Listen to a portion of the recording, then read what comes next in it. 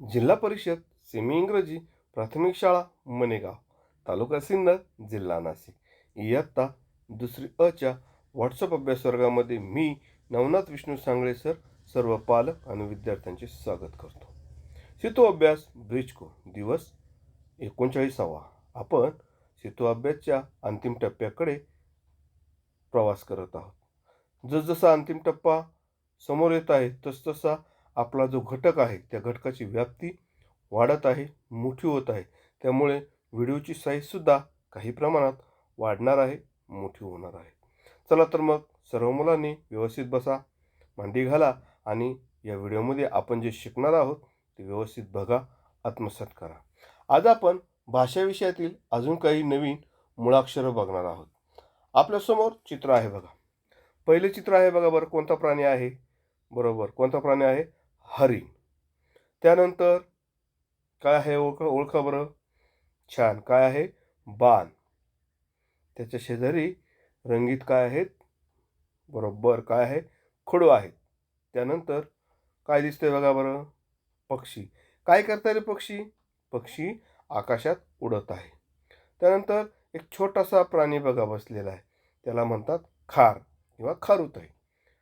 त्याच्या शेजारी बघा पाणी आहे आणि पाण्याचा थेंब पाण्यात पडत आहे.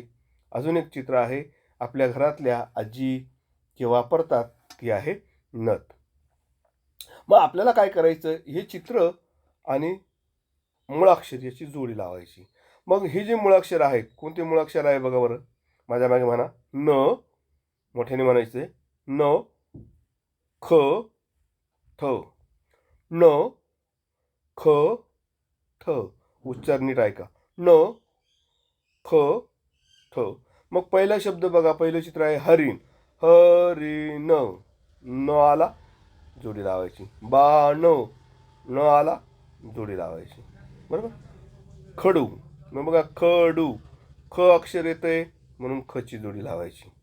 पुढे आहे पक्षी. जेव्हा खूप पक्षी एकत्र येतात तेव्हा ते खूप पक्षी एकत्र आल्यानंतर त्याला म्हणतात पक्ष्यांचा थवा. काय म्हणतात? पक्ष्यांचा थवा. म्हणून हा शब्द आहे थवा. थ. मग थ अक्षर दिसते का? मुळाक्षर बघा बरं. बरोबर. मग थ अक्षरापासून रेष काढायची आणि पक्ष्यांपर्यंत न्यायची. थ पासून थवा. त्यानंतर बघा जो प्राणी आहे ती आहे खारुताई. ख. मग ख मुळाक्षर आहे म्हणून ख पासून रेष काढायची, खारुताईपर्यंत जोडायची. त्यानंतर आहे पाणी आहे, पण पाण्यामध्ये काय पडतोय? थेंब पडतोय. थेंब. थ. थेंब म्हणून थ पासून रेष काढायची, थेंबापर्यंत न्यायची. पुढे आहे नथ. मग नथ. थ. थ. मग थ पासून रेष काढायची, नथ याला जोडायची. मग आता आपण चित्र आणि मुळाक्षरांच्या जोड्या लावल्या, पण आपण आज जी मुळाक्षर शिकलो ती मुळाक्षर कशी काढायची? त्या मुळाक्षरांचे अवयव इथे दिलेले आहेत. हे अक्षर अवयव बघून आपल्याला हे नवीन मुळाक्षरांचा सराव करायचा आहे. मग बघा न. न कसा काढायचा आहे? पहिल्यांदा काय काढायचं, त्यानंतर दुसरी पायरी काय, तिसरी पायरी काय दिलेलं आहे. मग न, ख, थ कसा काढायचा ते तुम्हाला अंक अंक आणि पायरी पायरीने दाखवलेलं आहे. तुम्हाला काय करायचं आहे? ही चित्रवहीत काढायची आहेत आणि ही मुळाक्षरं प्रत्येक मुळाक्षरं 5-5 ओळी लिहायची आहे. म्हणजे काय होईल? त्या अक्षराची तुमची ओळख होईल. तो अक्षर तुम्हाला कुठेही भेटला तरी तुम्हाला तो ओळखू येईल. समजा तुमच्याकडे वर्तमानपत्र आहे, पेपर आहे, त्या पेपरमध्ये तुम्ही हे अक्षरं त्यांना गोल करू शकतात, वाचू शकतात. हा आपला एक उपक्रम होऊ शकतो की हे अक्षर आपण गोल करू शकतो. नंतर फरचीवर, फळीवर या अक्षर, फळावर, या फरची आणि फळ्यावर आपण या अक्षरांचा सराव करू शकतो. उद्देश हाच आहे की हे अक्षर आपल्याला काढता आले पाहिजेत, वाचता आले पाहिजेत आणि लिहिता आले पाहिजे. त्यानंतर पुढचं आपण बघणार आहोत. पुढचं आहे औ आणि भ. औ आणि भ. पहिले आपण काय बघितले बघा, माझ्या मागे म्हणा. न. याच्यापूर्वी आपण काय बघितलं? न, ख आणि थ. आता आपण बघणार आहोत औ आणि भ. बघा तुमच्यासमोर एक बाटली आहे आणि त्याच्यासमोर छोट्या छोट्या गोळ्या पडलेल्या आहेत. कसली बाटली आहे रे? बरोबर, औषधाची बाटली आहे. आपण जेव्हा आजारी पडतो ना तेव्हा डॉक्टर आपल्याला औषध लिहून देतो आणि ती जी बाटली असते ती औषधाची बाटली आहे. त्यानंतर बघा हिरव्या रंगाचं आहे, लांब लांब काय आहे बघा बरं. बरोबर, भेंडी आहे. तुम्हाला आवडते ना भेंडीची भाजी, किती छान लागते. मग ही आहे भेंडी. त्यानंतर पुढे काय आहे बघा, शेतीत आपण काम करण्यासाठी जे साहित्य वापरतो ते आहेत, त्याला म्हणतात अवजारं. काय म्हणतात? अवजारं. हा नांगर आहे बघा. त्यानंतर बघा काय आहे, भवरा. भवरा माहिती तुम्हाला? खेळले कधी भवरा? किती मजा येते भवरा खेळायला. बरोबर, भवरा. आणि पुढे आहे भोपळा. एवढा मोठा भोपळा, आकाराने वाटोळा. तुम्हाला येतं की नाही ते गीत? मग आता काय करायचंय, औ अक्षर ज्याच्यात चित्रात आहे त्या चित्राला जोडी लावायची. भ अक्षराने ज्या चित्राचा शब्द तयार होतो त्याला जोडी लावायची. मग पहिलं चित्र बघितलं आपण काय, औषध, औ. मग औ पासून रेष काढायची, औषधापर्यंत न्यायची. पुढे आहे भेंडी. भेंडी भ. बरोबर, भेंडी भ. म्हणून भ पासून रेष काढायची, भेंडीपर्यंत न्यायची. त्यानंतर आहे अवजार. शेतीत जे हा काम करण्यासाठी जे साहित्य वापरतो त्याला अवजारं म्हणतात, म्हणून औ. मग औ पासून रेष काढायची, अवजारापर्यंत न्यायची. पुढे आहे भोवरा. भोवरा भ. भ पासून रेष काढायची, भोवऱ्यापर्यंत न्यायची. पुढे आहे भोपळा. मग भ पासून रेष काढायची, भोपळ्यापर्यंत न्यायची. मग ही जे अक्षरं आहेत ही कशी काढायची त्याची पायरीनुसार दिलेलं आहे. या अक्षराचे अवयव करून पहिली पायरी, दुसरी पायरी, तिसरी पायरी, चौथी पायरी अशा पायऱ्या दिल्या आहेत. त्या पायऱ्या बघायच्या, त्यानुसार सराव करायचा. औ आणि भ आपल्या भाषेच्या वहीत 5-5 ओळी लिहायच्या, जेणेकरून तुमचा काय होईल, चांगल्या प्रकारे सराव होईल. तुमचं अक्षर सुंदर आणि छान होईल. जेवढा जास्त सराव कराल तेवढं. पुढे आहे बघा औ. मग एखाद्या शब्दाला औ जोडला. औ म्हणजे कसा, एक काना दोन मात्रे. आपण त्याला म्हणू काना दोन मात्रे. बरोबर. मग ह आहे, ह ला काना दोन मात्रे जोडले, हौ झाला. काय झाला, हौ. मग पुढे बघा, काना दोन मात्रे जोडून लिही आणि म्हण. काना दोन मात्रे जोडून लिही आणि म्हण. मग इथे काही मुळाक्षरं दिली आहेत. मग पहिल्यांदा आपण काय करू, ते मुळाक्षर पण अभ्यासू आणि काना आणि दोन मात्रे दिल्यानंतर त्याचा उच्चार काय होतो तेही बघू. मग क आहे, कला शेजारी दिले बघा, कला काना दोन मात्रे कौ झाला. पहिल्यांदा आपण शब्द वाचू. माझ्या मागे म्हणा मुळाक्षर. म मोठ्याने म्हणायचे, म, ल, घ, र, ब, न, स, प, त, च, ळ, ह, झ, द, ड, व, ग, ध, य, फ, ज, श, न, ख, थ, भ. आहे की नाही, किती अक्षर आहेत. पण सर्व मुलं म्हणत नाही. काही मुलं कंटाळा करतात. कंटाळा करायचा नाही. कंटाळा केला तर तुम्ही हुशार होणार नाही, तुम्हाला अभ्यास येणार नाही. मग आता आपण हीच मुळाक्षरं काना आणि मात्रा जोडल्यानंतर कसे होतात ते बघू. पहिल्यांदा साधा शब्द वाचू आणि मग काना आणि दोन मात्रे जोडल्यावर कसं होतं बघा. म, मऊ. म्हणा बरं माझ्या मागे, पटापट पटापट पटापट म्हणायचं. आता थांबायचं नाही. सुरू. म, मऊ. ल, लव. घ, घऊ. र, रऊ. ब, बऊ. न, नऊ. स, सौ. प, पौ. त, तौ. च, चौ. ळ, ळौ. ह, हौ. झ, झौ. द, दौ. ड, डौ. व, वौ. ग, गौ. ध, धौ. य यऊ, फ फौ, ज जऊ, श शौ, न नऊ, ख खौ, थ थौ, भ भौ. अशा प्रकारे आपल्याला वाचनाचा सराव करावा लागेल. त्यानंतर आपण पुढचा घटक बघणार आहोत. अजून काही मुळाक्षर आहेत जी मुळाक्षर आपल्याला बघायची आहेत. मग आपल्या समोर काही चित्र दिले बघा. कसलं चित्र आहे रे? बरोबर, काय आहे बघा बरं? टोपली. आपल्या घरात असते की नाही, आपण भाकर ठेवतो बघा, ते भाकर ज्याच्यात भाकरी ठेवतो त्याला सुद्धा आपण भाकरीचं टोपलं म्हणतो. त्यानंतर आहे टेबल. पुढचं चित्र कसलं आहे बघा बरं? छान, टोपी. बरोबर की नाही?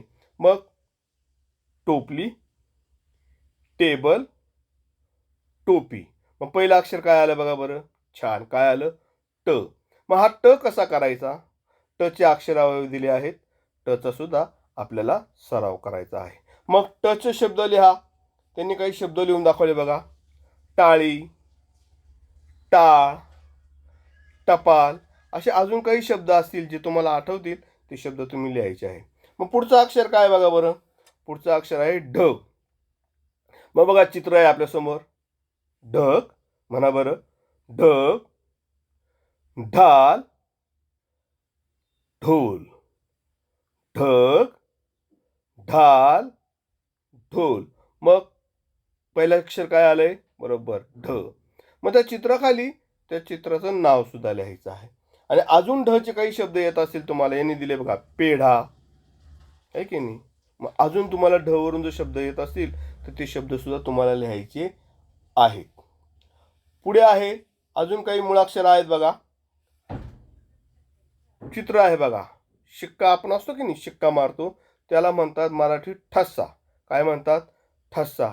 आपण फळं, भेंडी असेल, बटाटा असेल, ते सुद्धा कापून त्याचा सुद्धा कागदावर काय मारू शकतो? ठस्सा मारू शकतो. मग ठ. खाली कसलं चित्र आहे बघा बरं? नवीन अक्षर छत्री, छ, आणि त्याच्या खाली आहे श. मग माझ्या मागे म्हणा. ठ, छ, श. ठ, छ, श. शब्बास. मग ठ ने सुरू होणारे अक्षर, छ ने सुरू होणारे अक्षर आणि श ने सुरू होणारे अक्षर याचा सराव करायचा आणि तसे मिळणारे जे शब्द आहेत ते शब्द शोधायचे, आपल्या वहीत लिहायचे. पुढे आहे चित्र आहे बघा. चित्र बघायचं आहे आणि त्या चित्रावरून आपल्याला वाक्य बनवायचं आहे. कसलं चित्र आहे रे? बरोबर, कसलं चित्र आहे? आंबा. मग आंबा हा शब्द त्या वाक्यात आला पाहिजे आणि आपण ती वाक्य बनवायचं. मग आंब्यावरून काय वाक्य येईल बघा बरं? सांगा बरं, कोणाला येतंय का? आंब्यावरून काय वाक्य येईल? बरोबर, मग मी एक वाक्य तयार करतो. हा, मला आंबा आवडतो. मला आंबा आवडतो. तुम्ही सुद्धा असंच एखादं दुसरं वाक्य बनवू शकता. पुढचं चित्र कसलं आहे बघा बरं? घर. बरोबर, मग घर हा शब्द त्या वाक्यात आला पाहिजे. मग हे माझे घर आहे. माझे घर सुंदर आहे. आम्ही सर्व घरात राहतो. आहे की नाही? वेगवेगळी वाक्य आपण तयार करू शकतो. पुढे आहे बस. बरोबर, आम्ही बसने प्रवास करतो. म्हणा बरं, आम्ही बसने प्रवास करतो. पुढचं चित्र काय आहे?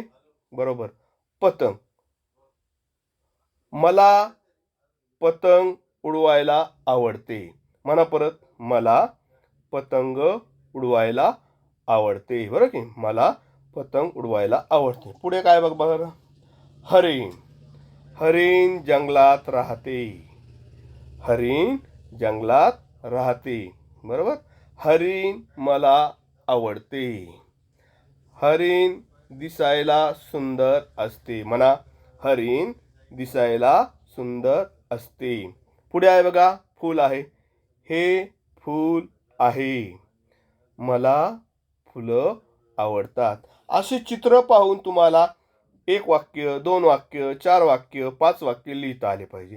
मी मागेच सांगितलं, एखादं चित्र असेल त्या चित्रातल्या बारीक बारीक गोष्टी बघून किमान 5 ते 10 वाक्य जशी आपल्याला बोलता आली पाहिजेत, तसंच एखादी वस्तू, एखादं चित्र पाहून त्याच्यावर सुद्धा 5 वाक्य तुम्हाला तयार करता आली पाहिजे. मग अशी ही चित्र काढायची, त्याच्यावर 5 वाक्य, प्रत्येक चित्रावर कमीत कमी 1 वाक्य तयार करायचं, फोटो काढायचा आणि आपल्या व्हॉट्सअप ग्रुपला पाठवायचा. पुढे आहे मॅथेमॅटिक्स, गणित. आज आपण गणित विषयामध्ये कॉइन अँड करन्सी बघणार आहोत. Coin and currency note. मग आपण ज्या देशात राहतो त्या देशाचं नाव काय सांगा बरं? बरोबर, काय आहे? भारत. आपण भारत देशात राहतो. मग आपल्या भारत देशाचं जे चलन आहे, भारत देशामध्ये आपण दैनंदिन व्यवहारासाठी जे पैसे वापरतो त्या पैशाचा आपण आज ओळख करून घेणार आहोत. बघा, मग तुमच्या समोर काही कॉइन आहे. बघा, पहिलं कॉइन किती रुपयाचं आहे सांगा बरं? बरोबर, 1 रुपीज. दुसरं 2 रुपीज. तिसरं बघा बरं, छान, 5 रुपीज. आणि बघा बरं पुढचा कॉइन 10 रुपीज. छान. मग 1 रुपीज म्हणा, 1 रुपीज, 2 रुपीज, 5 रुपीज, 10 रुपीज.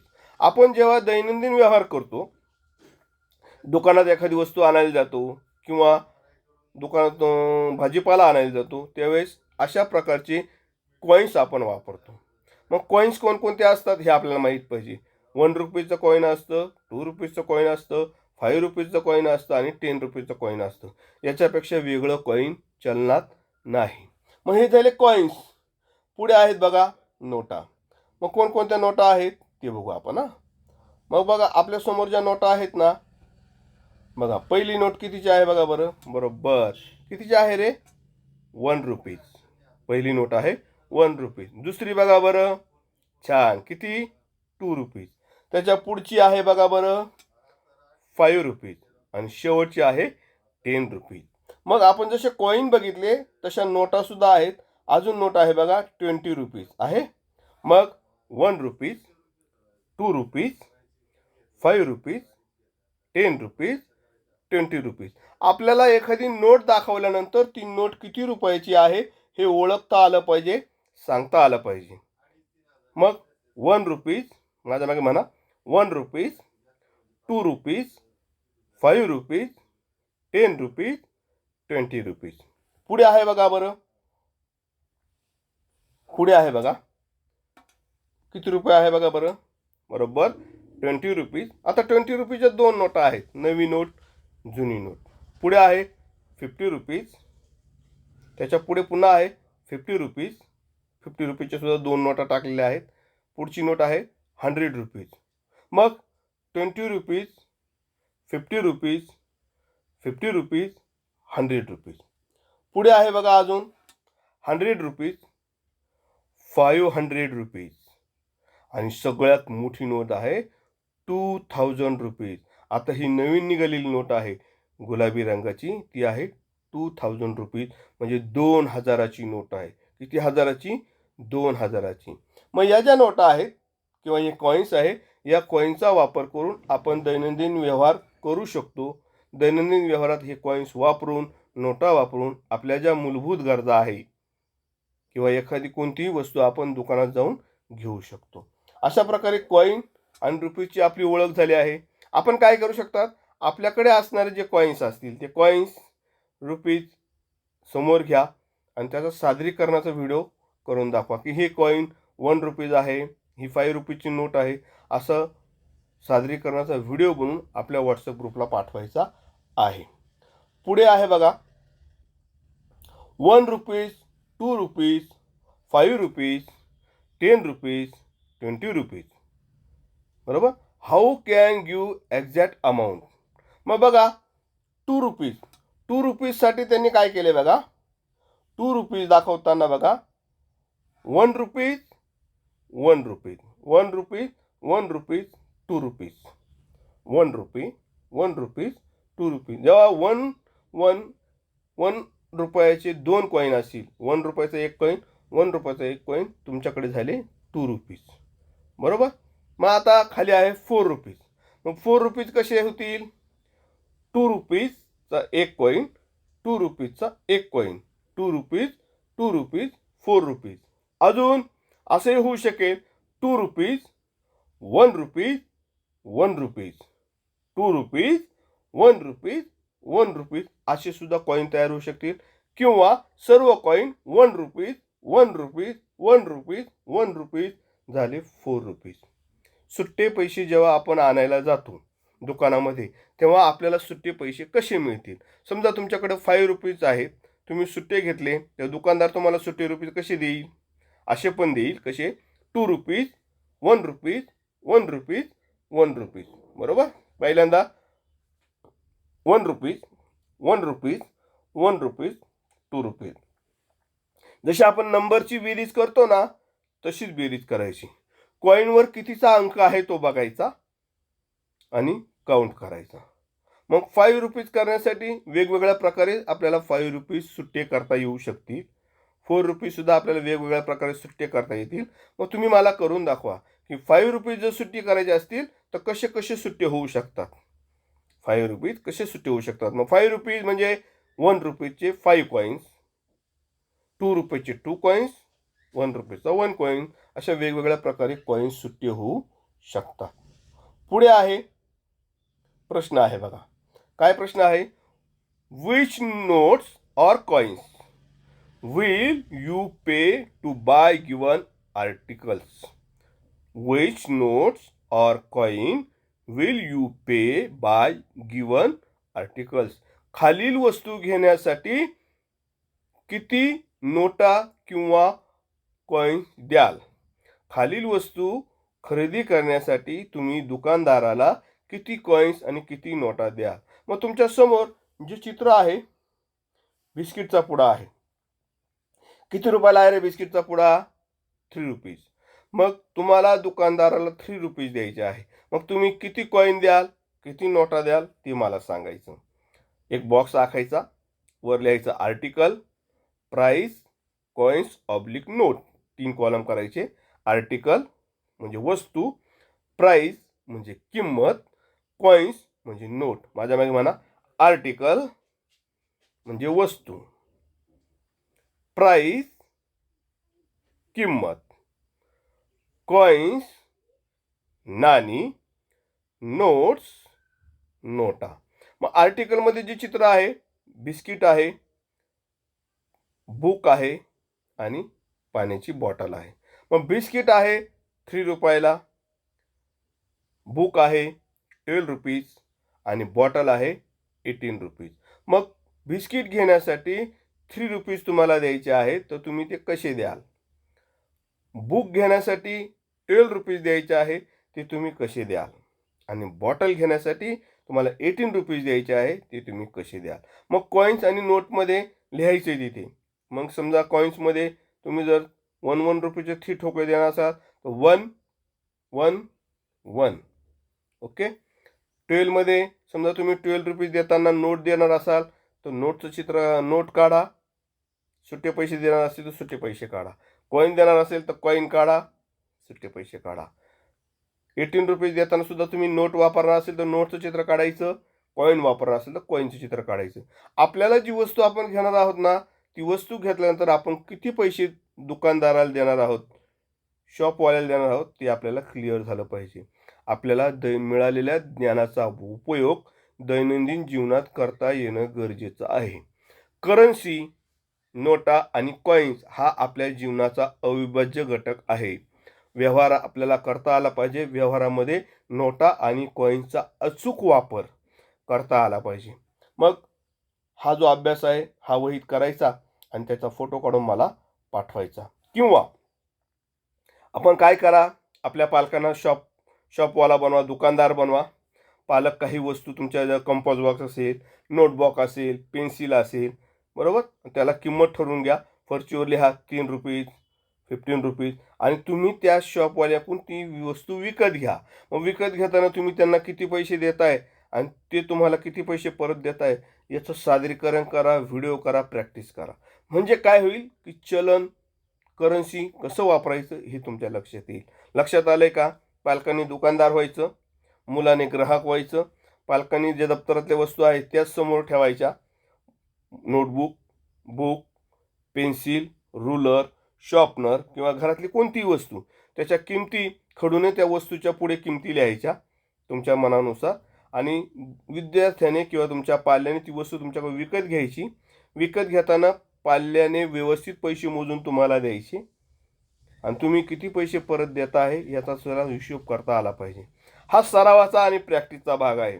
जेवढा जास्त तुम्ही सराव कराल तेवढं तुम्हाला सहज शक्य होईल. किंवा आपण दुकानात जाऊ शकतो. आपल्या गावातली जी दुकानं आहे ते दुकानात जा, मुलाला आपल्या पाल्याकडे पैसे द्या, 10 रुपीज 5 रुपीज, आणि वस्तू आणल्यानंतर तो किती पैसे परत आणतो हेही त्याला शिकवा, म्हणजे त्याला दैनंदिन व्यवहाराचं ज्ञान मिळेल. पुढे आपण बघत आहोत पुन्हा पुन्हा तसाच प्रश्न आहे बघा. Find the price of article by counting coins. काय दिले इथं आता? आर्टिकल दिलेले आहे, कॉइन्स दिले आहेत, तुम्हाला सांगायचे किती रुपये झाले. आर्टिकल आहेत, कॉइन्स आहेत, तुम्हाला सांगायचे किती रुपये झाले. मग तुमच्या समोर जे चित्र आहे, आर्टिकल म्हणजे वस्तू, बरोबर, आर्टिकल म्हणजे वस्तू. मग तुमच्या समोर जे चित्र आहे रंगपेटी आहे. मग रंगपेटी किती रुपयाला आहे तिथे दिले बघा. किती कॉईन आहेत? 5 रुपीज 5 रुपीज. मग रंगपेटी किती रुपयाची झाली ते लिहायचं. त्यानंतर आहे पतंग, बरं की काईट. पतंग तुम्ही पाहिलेली आहे. मग पतंग किती रुपयाला आहे बघा? 5 रुपीज 5 रुपीज आणि 2 रुपीज. ओळखताय का? 5 रुपीज 5 रुपीज आणि 2 रुपीज. मग पतंग किती रुपयाची झाली. खाली आहे बलून्स. बलून्स म्हणजे फुगा. मग फुगा किती रुपयाचा आहे बघा. किती किती रुपये ठोकळा आहे बघा. बरोबर, 2 rupees 2 rupees 2 rupees 2 rupees 1 rupees 1 rupees. मग बलून किती रुपयाचा झाला. मग इथे काय दिलंय? आर्टिकल दिले, कॉइन्स दिले आहेत, आणि त्याची किंमत किती आहे ते तुम्हाला विचारले आहे. तर तुम्हाला पैसे पाहून वस्तूची किंमत सांगता आली पाहिजे. पुढे आहे काही लेखी उदाहरणं आहेत बघा. Read and write the answer. वाचा आणि उत्तरं लिहा. मग पहिलं उदाहरण वाचतो मी. A bunch of methi cost 10 rupees. बघा, a bunch of methi cost 10 rupees. आपल्या गावात बघा भाजीपाला विकायला येतो. मेथीची भाजी येते, शेपूची भाजी येते, वांगे येतात. मग अशी भाजीपाला घ्यायला तुम्ही गावात जाल तेव्हा कसं उदाहरण होतंय ते बघा. मग अ बंच, बंच म्हणजे जुडी, बंच म्हणजे जुडी. अ बंच ऑफ मेथी, मेथीची भाजी माहिती ना किती छान लागते, मग तीच. A bunch of methi 10 rupees. मेथीची भाजी 10 रुपयाला आहे. किती रुपयाला आहे? 10 rupees. How many 5 rupees coins are need to pay for it. How many 5 rupees coins are need to pay for it. मग तुम्ही भाजी विकणाऱ्या व्यक्तीला 5 रुपयाचे किती कॉईन द्याल. जर मेथीची भाजी 10 रुपीजला आहे तर तुम्ही 5 रुपयाचे किती कॉईन मेथी विकणाऱ्या व्यक्तीला द्याल. पहिलं गणित. उत्तर सांगणार नाही, उत्तर तुम्ही शोधायचं आहे. दुसरं आहे बघा. A pencil was bought by given 3 coins of 2 rupees. A pencil was bought by given 3 rupees, 3 coins of 2 rupees. पुन्हा एकदा वाचतो. A pencil was bought by giving 3 coins of 2 rupees. काय झाले? पेन्सिल बॉट, खरेदी केली. पेन्सिल काय केली? खरेदी केली. कशी केली? 3 कॉइन्स, 2 रुपीचे 3 कॉइन्स दिले. 2 रुपीचे 3 कॉइन्स देऊन पेन्सिल विकत घेतली. So what was the pencil of, what was the price of the pencil. So तर पेन्सिलची किंमत किती. बघा, आपण पेन्सिल विकत घेतली आणि विकत घेतल्यानंतर दुकानदाराला 3 कॉईन दिले 2 रुपीजचे. मग 2 रुपीज 2 रुपीज 2 रुपीज. मग आता त्या पेन्सिलची किंमत किती. हे दुसरं गणित आहे. तिसरं गणित आहे. A price of a candle is ₹10. The price of a candle is ₹10 and price of match box is ₹1. मेणबत्तींची प्राइस आहे 10 रुपीज. मेणबत्ती आपण घेत आहोत त्याची प्राईस आहे 10 रुपीज आणि मॅच बॉक्स म्हणजे काडीची पेटी, काडीची पेटीची प्राईस आहे 1 रुपीज. कॅन्डल म्हणजे मेणबत्ती, मेणबत्तीची प्राईस आहे 10 रुपीज, मॅच बॉक्सची प्राईस आहे 1 rupees. Find the total price 1 candle आणि 1 मॅचेस बॉक्स. बघा आपण जे मेणबत्ती घेतली ना ते मेणबत्तीचा बॉक्स घेतलाय, बरोबर. मग मेणबत्ती आहे 10 रुपीज आणि मॅच बॉक्स आहे 1 रुपयामध्ये, बरोबर. मग एका मेणबत्तीची किंमत आणि एका मॅच बॉक्सची किंमत किती? आपण एक मेणबत्ती घेतली, बरोबर, केवढ्याला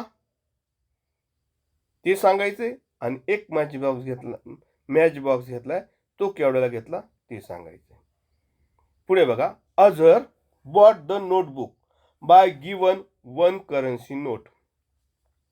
अझरने एक वही घेतली, काय वापरली? नोट वापरली. किती रुपयाची? 10 रुपीज. अझरने 10 रुपयाची नोट देऊन एक वही घेतली. And 1 coin of rupees 10. 10 रुपयाची नोट दिली आणि 10 रुपयाचा कॉइन दिला. What is the cost the notebook. मग वहीची किंमत किती? अझरने काय केलंय? अझरने काय केलंय? 10 रुपयाची नोट आणि 10 रुपयाचा कॉइन दिला आणि नोटबुक विकत घेतली. मग अझरने किती पैसे दुकानदाराला दिले ते लिहायचं आहे. प्रश्न व्यवस्थित वाचायचा, समजून घ्यायचा आणि प्रश्न समजून घेतल्यानंतर तुम्ही काय करायचं आहे त्याची उत्तरं लिहायची आहेत. पालकांची मदत घ्यायची, पालकांना विचारायचं आणि काही अडचण आली तर मला फोन करायचा. पुढचा आपला विषय आहे इंग्रजी. पुढचा विषय आहे इंग्रजी. याच्यामध्ये आपण काउंटिंग करणार आहोत, गणन करणार आहोत. काउंटिंग करणे म्हणजे मोजणे. आपल्याकडे जी वस्तू असेल ती मोजण्याची जी क्रिया असते त्याला म्हणतात काउंटिंग. इंग्रजी विषयाचा हा आपला घटक आहे. मग एका टोपलीमध्ये काही बॉल्स आहेत आणि दुसऱ्या टोपलीमध्ये सुद्धा बॉल्स आहेत. आपल्याला ते बॉल्स मोजता आले पाहिजे. मग काय करायचं? टोपलीमधला एक एक बॉल मोजायचा. एका टोपलीत किती बॉल आहे, दुसऱ्या टोपलीत किती बॉल आहे हे आपल्याला सांगता आलं पाहिजे. किंवा पेन्सिल असतील, कंपोस्ट बॉक्समध्ये किती पेन्सिल आहे ते आपल्याला सांगता आलं पाहिजे. भांड्यांच्या मांडणीला चमचे किती आहेत, ग्लास किती आहेत, फुलपात्र किती आहे, आपल्याकडे मोठे डबे किती आहेत हे सुद्धा आपल्याला मोजून सांगता आले पाहिजे. तसंच बघा इथे चित्र दिले. ॲपल आहेत, आपलं हे आहे फ्लॉवर आहे, डॉग आहे, अँट आहे. अशा प्रकारची चित्र आपल्यासमोर आहेत. ही चित्र मोजायची. जेवढी चित्र असतील त्याच्या अंकाला काय करायचं आहे? गोल करायचं आहे. मग ॲपल किती, टेडी किती, फ्लॉवर किती, अँट किती, डॉग किती हे मोजून आपल्याला काय करायचे? त्याच्या खाली जे अंक आहे, जेवढ्या चित्राची संख्या असेल त्या अंकाला आपल्याला गोल करायचे. हे आपण यापूर्वीही केलेलं आहे, याचा सराव सुद्धा झालेला आहे. पुढे आहे count and match the picture. काय करा? चित्र मोजा आणि जोड्या लावा. ग्रुप ए, ग्रुप बी चित्र काढलेले आहेत. जेवढे चित्र असतील तेवढ्याच चित्राला बी ग्रुपला आपल्याला जोड्या लावायच्या आहे. मग 1 चित्र असेल तर दुसऱ्या जोडी बरोबर 1 पिक्चरलाच लावायची आहे. आज आपण काय काय बघितलं बघा. आज आपण भाषा विषयातील काही मुळाक्षरं बघितली. मुळाक्षरामध्ये न, ख, थ, न, ख, थ याचा लेखनाचा सराव करायचा. औ, भ हे बघितलं. त्यानंतर बघितलं काना आणि 2 मात्रे. काना आणि 2 मात्रेचा सराव करायचा. पहिल्यांदा मुळाक्षर वहीत लिहून घ्यायचे. मुळाक्षर लिहून झाले की दुसऱ्या ओळीत काना आणि मात्रा देऊन नवीन तयार झालेले जे अक्षर आहे ते लिहायचे. ध्वनीचं वाचन करायचं. साध्या मुळाक्षराचं पण वाचन करायचं आणि काना आणि 2 मात्रे देऊन आलेल्या मुळाक्षराचं सुद्धा वाचन करायचं. त्या वाचन करत असतानाचा सादरीकरणाचा व्हिडिओ आपल्या व्हॉट्सअप ग्रुपला पाठवायचा. पुढे आपण शिकलो ट, ढ, ठ छ श. तर याचाही लिखाणाचा सराव करायचा. आपल्या वहीत ही नवीन मुळाक्षरं लिहायची, त्याचा फोटो काढायचा आणि आपल्या व्हॉट्सअप ग्रुपला पाठवायचा. त्यानंतर चित्र पाहून वाक्य बनवा. चित्र पाहायचं आणि चित्रावर आधारित एक वाक्य बनवायचं. मग काय करायचं, आपल्या नोटबुकमध्ये समासामध्ये एक चित्र काढायचं, त्याचं वाक्य लिहायचं. दुसरं चित्र काढायचं, त्याचं वाक्य लिहायचं. तिसरं चित्र काढायचं, त्याचं वाक्य लिहायचं. सर्व वाक्य लिहून झाले की फोटो काढायचा, व्हॉट्सअप ग्रुपवर पाठवायचा आणि ते वाक्य वाचत असतानाचा सादरीकरणाचा व्हिडिओ बनवून आपल्या ग्रुपला पाठवायचा. पुढे आपण शिकलो कॉईन्स. कोणकोणते कॉईन्स आहे, नोटा आहेत, याचा मला परिचय करून द्या. आपल्याकडे असणारे जे कॉईन्स आहे, कॉईन्स नोटा किती रुपयाचे आहे, त्याचा सादरीकरणाचा व्हिडिओ बनवा आणि त्याचा परिचय मला करून द्या. तर मी आपल्या ह्या व्हिडिओची वाट पाहत आहे. त्यानंतर वस्तू, आर्टिकल, प्राईस आणि कॉईन्स हा चार्ट तयार करायचा. वस्तू घेण्यासाठी किती पैसे दिले, कॉईन्स दिले की रुपीज दिले, ते तिथे क्लिअर करायचं. समजा तुम्ही नोटबुक घेतली 12 रुपीजची, मग 10चा कॉईन्स दिला की 10ची नोट दिली, कॉईन्स कसे दिले तेही लिहायचे. त्याचा फोटो काढायचा, आपल्या व्हॉट्सअप ग्रुपला पाठवायचा. इथे काय आहे, आर्टिकल आहे, कॉईन्स आहे, त्याची किंमत किती ती सुद्धा लिहायचं. याचाही फोटो काढायचा, आपल्या व्हॉट्सअप ग्रुपला पाठवायचा. त्यानंतर इथं आहे लेखी उदाहरणं. लेखी उदाहरणं पालकांनी लिहा. आपल्या पाल्याला समजून सांगा आणि त्याला मग ती क्रिया करू द्या की 10 रुपीज म्हणजे 5 रुपीजची किती कॉईन, याचा सराव आपल्या पाल्याकडून करून घ्या. जसं मी सांगितलं, पालकाने दुकानदार बना, आपल्या पाल्याला ग्राहक बनवा आणि दुकानात ज्याप्रमाणे व्यवहार चालतात, घरातल्या ज्या वस्तू आहेत त्या किंवा त्याच्या दप्तरातील वस्तू असतील, notebook, book, pencil, eraser, sharpener, त्याला किमती द्या आणि व्यवहार करा. त्याच्याकडे 5 रुपये असतील तर तुम्ही त्याला किती परत दिले पाहिजे ते शिकवा. दुकानातून एखादी वस्तू आणायला लावा, तो व्यवहार त्याला करता येतो की नाही हे बघा. सध्या आपल्याला दुकानात जाणं धोक्याचं आहे, कारण कोरोना आहे, त्याच्यामुळे शक्यतो प्रॅक्टिस घरातल्या घरात करा. पालकांनी दुकानदार व्हा, आपल्या मुलाला ग्राहक बनवा, घराच्या बाहेर पाठवू नका. घरातल्या घरातच संवाद तयार करा, त्याचा सादरीकरणाचा व्हिडिओ बनवा की ग्राहक आणि दुकानदार याच्यातला संवाद कसा चालू आहे, याचा सादरीकरणाचा व्हिडिओ बनवा आणि आपल्या ग्रुपवर पाठवा. मी आपल्या व्हिडिओची वाट पाहतो. त्यानंतर गणन. एखाद्या टोपलीमध्ये, एखाद्या भांड्यामध्ये खूपशा वस्तू घ्या आणि त्या मोजून दुसऱ्या भांड्यात टाका, म्हणजे तुम्हाला गणन करता येते की नाही हे समजेल. त्यानंतर सरावासाठी जे दिलं आहे, चित्र मोजा आणि जेवढी चित्र असतील त्याला गोल करा, तेही आपल्याला जमलं पाहिजे. पुढे आहे अक्षरं. ग्रुप ए आणि ग्रुप बी याच्यामध्ये जोड्या दिल्या आहेत, त्या जोड्यासुद्धा तुम्हाला लावता आल्या पाहिजे. मित्रांनो, सेतू अभ्यासचा शेवटचा टप्पा असल्यामुळे व्हिडिओची साईज मोठी झाली आहे, घटक वाढत आहे. 45 दिवसाचा हा प्रोग्राम आहे. 45 दिवसाचा हा प्रोग्राम संपल्यानंतर आपण इयत्ता दुसरीचा जो रेग्युलर अभ्यास आहे त्याची सुरुवात करणार आहोत आणि 45 दिवसाचा कार्यक्रम संपता संपता आपली या सर्व घटकावर आधारित तिसरी चाचणी होणार आहे. तिसरी चाचणी जेव्हा होईल तेव्हा पेपर वेळेत न्या आणि वेळेत जमा करा, म्हणजे जेणेकरून पेपर तपासून त्यानंतर आपली जी मीटिंग होणार आहे, ओपन हाऊस होणार आहे, त्यामध्ये आपल्याला विद्यार्थ्याच्या प्रगतीविषयी चर्चा करता येईल आणि विद्यार्थ्यांना येणाऱ्या ज्या अडचणी आहेत त्या भविष्यकाळात आपल्याला सोडवण्यासाठी पालकांना आणि मला मदत होईल. आपले सहकार्य तर आहेच. आपण दिलेला अभ्यास नियमित आपल्या पाल्याकडून करून घेतात, त्याबद्दल आपलं खरंच आभार आणि अभिनंदन आणि आपल्या पाल्यांचं कौतुक. कारण ते सुद्धा अभ्यास इच्छा असो किंवा नसो तरीसुद्धा तुम्ही त्याला घेऊन बसल्यानंतर आपला पाल्य अतिशय उत्कृष्ट प्रकारे सादरीकरण करतो, उत्कृष्ट प्रकारे अभ्यास करतो. त्यामुळे त्याचंसुद्धा कौतुक. अशीच साथ द्या, असाच आपल्या पाल्याचा नियमित अभ्यास घ्या. म्हणजे काय होईल की आपल्या विद्यार्थ्यांचा सर्वांगीण विकास होईल. सर्वांगीण विकास आणि सातत्यपूर्ण गुणवत्ता हे आपलं लक्ष आहे. त्यामुळे आपण त्याकडे वाटचाल करत आहोत. तर आजचा हा घटक संपला. पुढील घटकासह लवकरच भेटू. तोपर्यंत काळजी घ्या, सुरक्षित राहा. धन्यवाद.